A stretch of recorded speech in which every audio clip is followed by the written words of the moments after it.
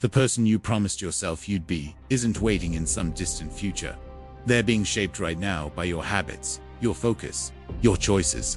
Every day, every hour, every moment, you're either building that person or tearing them down.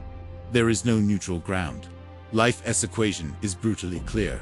You cannot behave the same way and expect to evolve. You can't invest your time in distractions and hope for transformation.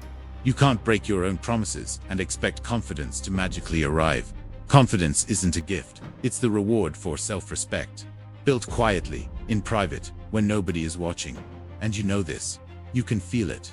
You know when you're slipping. You know when you're lying to yourself. You know when your choices are shrinking you instead of growing you. Admitting that truth is uncomfortable, but avoiding it is fatal. Then comes the shift. A single moment, sometimes small, sometimes quiet, where something in you snaps into alignment. I'm done negotiating with myself. You stop letting moods dictate your destiny. You stop waiting for motivation. You stop hoping life will change, and you start changing yourself. That moment isn't cinematic. It looks like this. I said I would do it, and that's enough. Real commitment replaces all excuses. It removes plan B. It turns should I into how will I do it today? Because the life you want is built the same way the life you don't want was built. One small choice at a time. And when you start today, even for one day, everything begins to shift. Not all at once, but in direction. And direction is destiny. There comes a point where information doesn't matter anymore. Identity does. You already know what to do. Read instead of scroll. Wake up instead of sleeping in. Choose discipline over excuses. You're not stuck because you don't know the path. You're stuck because the identity behind your habits hasn't changed. Here's the truth. You don't rise to the level of your goals. You fall to the level of your habits. And your habits reveal who you really believe you are. Every choice trains you to either be strong or weak, focused or distracted, courageous or comfortable. And the training never stops. If you aren't intentionally becoming the person you've promised yourself, you're accidentally becoming someone else. Self-betrayal isn't an incident, it's a habit. And it grows every time you break your own word. But the reverse is just as powerful. Every follow-through strengthens your identity. Every act of discipline widens the gap between who you were and who you're becoming. It's not the size of the discipline, it's the consistency. Ever feel like your confidence is a leaky balloon? You pump it up in the morning, ready to take on the world. But by midday, it's just gone. You start doubting yourself, second-guessing every decision.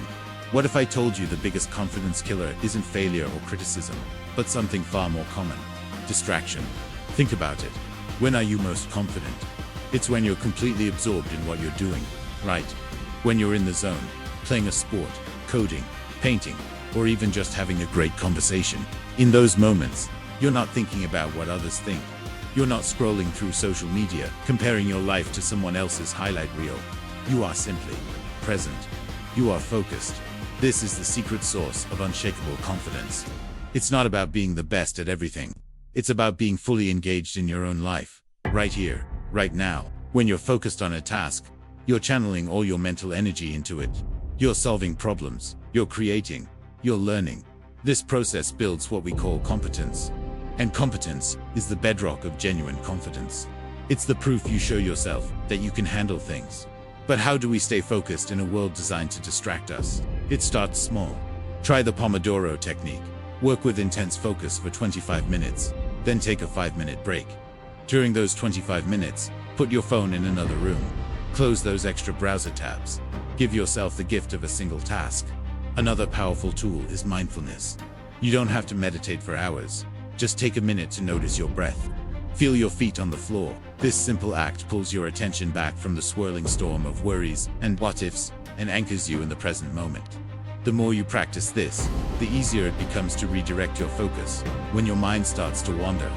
Confidence isn't a personality trait you're born with. It's a skill you build. And the foundation of that skill is focus. By training your attention, you're not just getting more done. You're actively building self-trust and proving to yourself, moment by moment, that you are capable and in control.